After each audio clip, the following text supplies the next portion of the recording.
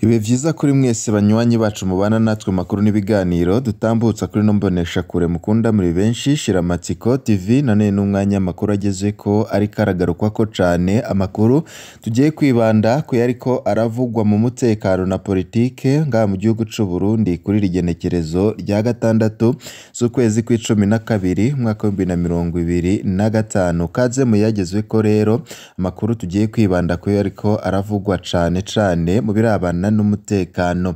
Ubwoba ni bwinshi mu bihangange vya CNDD FDD ni nyuma yaho nga mu gihugu c'u Burundi hatanguye kumvikana ibisasu biriko birava muri Republika Iharanira Intwaro Rusangi ya Kongo ni mu ntambara M23 ihanganyemwo n'ingabo za leta ya Kongo, ariko nanone kavugwa yuko iyi ntambara Uburundi buyifitemwo uruhara runini cane bivanye nuko leta y'u Burundi ngo irungika abasirikare benshi cane mu gufasha igisirikare ca FARDC ndetse n'indi mitwe ifatanya naco harimwo FDLR ndetse na Wazalendo mu kurwanya umurwi wa M23. Kuri ubu ngubu abasirikare b'u Burundi bikavugwa yuko aribo bariko barakora ibintu bikomeye cane muri Republika Iharanira Intwaro Rusangi ya Kongo, gutyo M23 ikaba ivuga yuko nayo igomba kwihora ku Burundi. Muri kano kanya turababwira vyinshi bigezweko, aho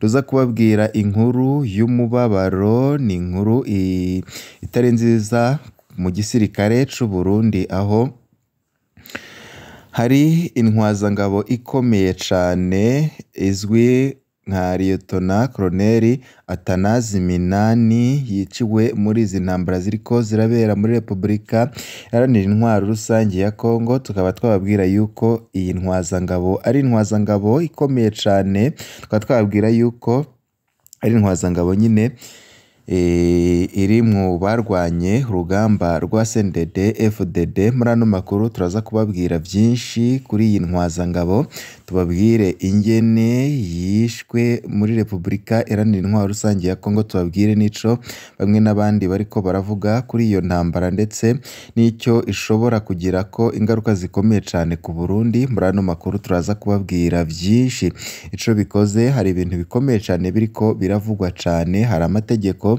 Perezida Evariste Ndayishimiye ngo yoba yarasize atanze mu gihe yajya i Washington muri Leta Zunze Ubumwe za Amerika. Ayo mategeko asiga ayahaye igisirikare, ayaha n'abandi bategetsi bakomeye cane ngaha mu gihugu c'u Burundi, aho kuri ubu ngubu imbebe zicungerewe cane, igisagara kiracongerewe cane, ndetse hakaba hari n'andi makuru avuga yuko nubwo Perezida Evariste Ndayishimiye yasize atanze amategeko akomeye cane, kuri ubu ngubu ngo haba hari ubwoba bukomeye cane ko ashobora kuganuka mu gihugu maze ikindi gihangange kigapfungwa. Amakuru tuza kubabwira ni ukugene ahahora hapfungiwe General Arengiyome Bunyoni kuri ubu ngubu ariko arivuza, ubu ariko harategurwa ikindi cumba gihambaye cane, aho mwe n'abandi babona yuko hari ikindi gihangange cy'umujenerali coba kigiye kubaho. Bunyoni nyine nawe apfungiwe, kuri ubu ngubu bamwe bariko baribaza yoba arinde. Reveriyani Ndikuriyo biraboneka yuko atumvikana n'umukuru w'igihugu bivanye nuko Reveriyani Ndikuriyo ariwe bivuga ko ari samuragwa w'abahora begukira Perezida Umuhisi Pierre Nkurunziza. Kuri ubu ngubu ntarabana ryiza na Perezida Evariste Ndayishimiye. Ndayishimiye yagerageje no kumugandagura akoresheje isumu, Imana irakinga. Ndayishimiye biboneka yuko ijisho atari ryiza hagati yiwe n'umunyamabanga mukuru w'umugambwe uri ku butegetsi CNDD FDD, yoba ari we agiye kwegera General Arengiyome Bunyoni. Nubundi andi makuru akavuga yuko mu bihangange na General Prime Niyongabo kuri ubu ngubu arongoye ibiro bikuru by'igisirikare c'u Burundi, nawe nyine atarabana ryiza na Perezida Evariste Ndayishimiye bivanye nuko uwo mukuru w'igisirikare Perezida Evariste Ndayishimiye ariko aramwikeka yuko umwanya n'umwanya ashobora kumutembagaza ku butegetsi. Yoba ari General Prime Niyongabo. Muri ano makuru turaza kubabwira vyinshi. Ikindi gihangange kiriko kiricekwa cane ko gishobora gusanga General Arengiyome Bunyoni mwibohero ni Ndakugarika.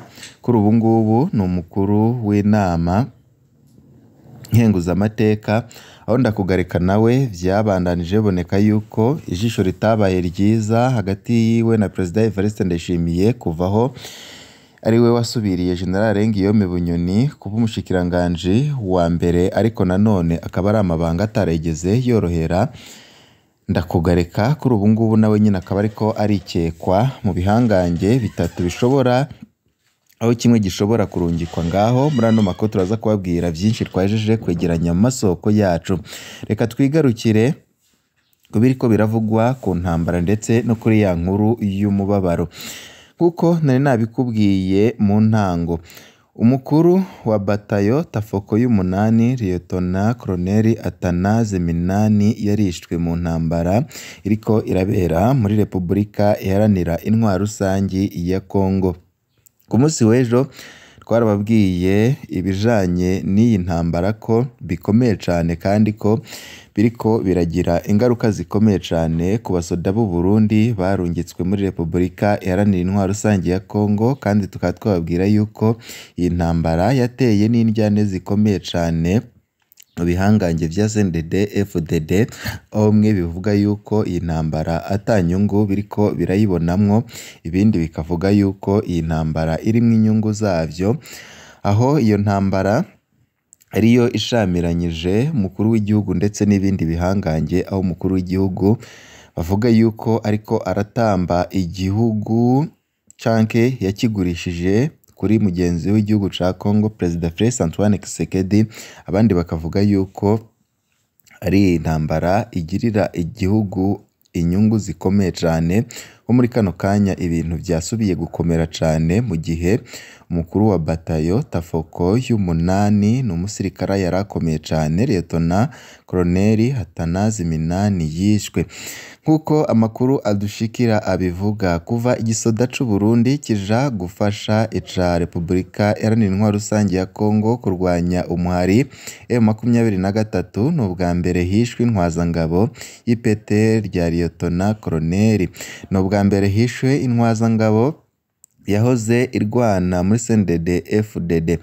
Ubundi hahora hicwa intwazangabo zazananye muri Fabu canke FNL hamwe n'abinjiye inyuma y'intambara. Ni ubwa mbere kandi hishwe umukuru wa batayo. Urupfu rwa Lieutenant Colonel Atanaze Minani ruje rusubira kwemeza ko intambara ziriko zibera hafi ya Uvira ino minsi zikomeye cyane. Urupfu rwa Lieutenant Colonel Atanaze Minani, amakuru dufise avuga ko iyi ntwazangabo yishwe mu ijoro ryo kuwa kane isaha 5, bivugwa ko yatewe igisasu hakoreshejwe drone, maze igisasu gihitana komanda wa batayo be n'abasirikare batatu bajejwe gucungera umutekano wiwe, nk'uko amakuru ava muri Repubulika Iharanira Intwaro Rusangi ya Kongo abandanya bivuga. Tukaba twabwira yuko iyi batayo y'umunani muzigize Tafoko, no kuvuga ingabo zagiye gufasha FRDC kurwana na M23 yakorera mu gace ka Rubarika. M23 iherutse kwigarurira kano gace, irirukana ingabo zose z'u Burundi zakarangwamwo zahora zigacungereye. Si batayo y'umunani yonyine yariyo, ahubwo havugwa brigade ya gatatu muri Repubulika Iharanira Intwaro Rusangi ya Kongo, hariyo brigade ya gatandatu y'ingabo z'u Burundi. Amasoko dufise mu gisirikare c'u Burundi avuga ko abasoda ba brigade ya gatatu bahunze mu Rudavagi ntawajana n'uwundi. Umukuru w'iyo brigade Lieutenant Colonel Ladislas Singirankabo co kimwe n'abandi basoda biwe bashitse ejo ahitwa Ruvungi bahunga. Hari gisanzaye mu mashamba barondera uko bashika Ruvungi. Ntitwashoboye kumenya ko Lieutenant Colonel Atanaze Minani yarashwe ariko arahunga canke ko drone yamusanze ku cicaro ca bato yiwe. Lieutenant Colonel Atanaze Minani ubundi yarinde? Atanazi Minani yavutse mu mwaka w'igihumbi kimwe amajana icenda na mirongo irindwi n'icenda ahitwa mu Kiguhu, komine Mpinga Kayove, mu ntara ya Rutana yahahora. Arangije amashure yisumbuye niho Atanazi Minani yaca yinjira mu kiroberi ca CNDD-FDD. Yinjiye mu gisirikare c'u Burundi kuva kw'igenekerezo rya mbere z'ukwezi kwa mbere mwaka wa 2005 co kimwe n'abandi bahoze bagwana muri CNDD-FDD. Nimero matricule yiwe mu gisirikare c'u Burundi ni SS 1564. Liyetona Koloneli Atanaze Minani kandi yararonse ivyigwa vyinshi mu gisirikare. Yarize ibijanye n'igisoda kigwanira mu mazi, abazwi nk'abamarine mu Bushinwa. Hari n'abavuga ko yoba yari yazihereye muri Sudani. Yaranabaye uwujejwe ibikorwa vya gisirikare muri batayo ya marine imbere yuko arungikwa kurongora batayo Tafoko y'umunani muri teritwari muri Ntwarante Murantunga mwaka wa 2025.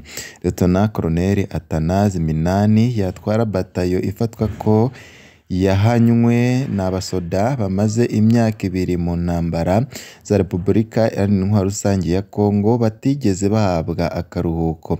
Batayo yahuye n'ivyago vyinshi guhera muri Nord Kivu, maze kubura abasoda benshi. Abamuzi batubwiye ko Liyetona Koloneli Atanazi Minani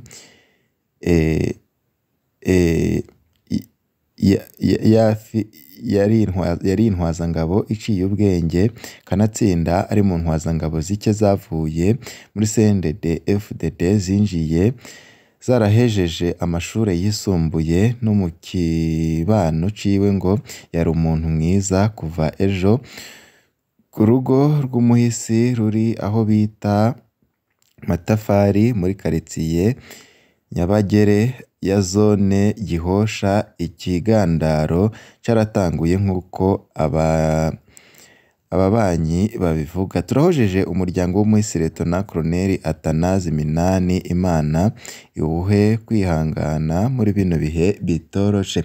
Intambara yo muri Kongo iriko irasigura iriko irasenyura igihugu c'u Burundi ku rugero ruteye ubwoba, aho yejeje no gusambura bamwe mu bihangange bagize CNDD-FDD bivanye nuko batariko barumva kumwe ingene iyi ntambara iriko irahekura Uburundi.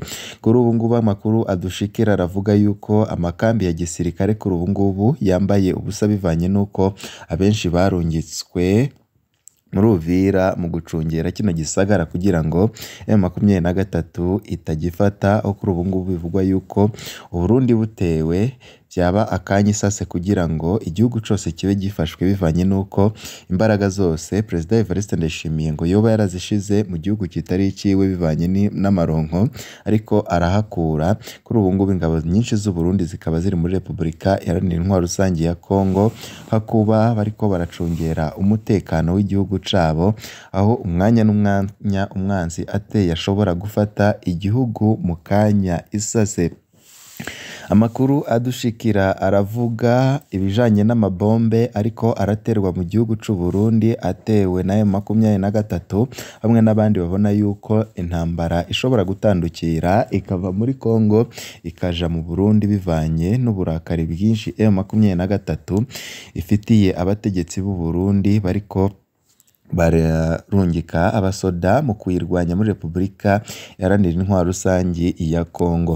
Mu ntango twari twababwiye ibijanye n'icuka kibi mu CNDD-FDD. Icumba cyegereye aho Bunyoni apfungiwe kuri ubu ngubu kiriko kirategurwa bikomeye cane, aho bamwe bariko baraca amarenga yuko ho bari igihangange kigiye gusimbura General Arengiyome Bunyoni. Ni ukuvuga ko nyine icyo gihangange kiza kubana General Arengiyome Bunyoni mu munyororo. Bamwe bariko barikeka ndakugarika kuri ubu ngubu yahejeje kuboneka yuko atari umwizigirwa wa Perezida Evariste Ndayishimiye, ndetse akikekwa mu bashobora gutembagaza ubutegetsi canke bakabigiramwo uruhara. Haravugwa kandi General Prime Niyongabo arongoye igisirikare c'u Burundi kuri ubu ngubu atariko aravuga rumwe na President Evariste Ndayishimiye bivanye nuko bariko barapfa ukugene bagabura amatungo ndetse n'amafaranga bariko barahabwa n'igihugu ca Kongo, aho President Evariste Ndayishimiye ariwe ashaka gutwara vyinshi cane. Haravugwa kandi umunyamabanga mukuru w'umugambwe uri ku butegetsi CNDD FDD Reveriyano Ndikuriyo atakirabwa neza na President Evariste Ndayishimiye, aho Ndayishimiye yagerageje kumukura ariko nanone akabona ko ashobora kutavyishoboza. Kuri ubu ngubu ibintu birakomeye cane, abegereye President Evariste Ndayishimiye bavuga yuko hagomba gutegurwa ikintu kidasanzwe, aho kuri ubu ngubu umwanya n'umwanya mu gihe President Evariste Ndayishimiye agaruka mu gihugu mushobora kumva igihangange kimwe gifashwe kigafungwa. Turaza kubabwira ibijanye n'ibi bihangange co bikoze, hamwe n'abandi babona yuko igihugu c'u Burundi kiriko kiragwa mu kaga gakomeye cane mu gihe indongozi zaco kuri ubu ngubu zitariko zirashira hamwe. Mu kandi kanya turaza kubabwira ibijanye n'ayo makuru y'ivyo bihangange ndetse n'indyane ziriko ziravugwa mu mugambwe CNDD FDD. Ntimuze kuja kure.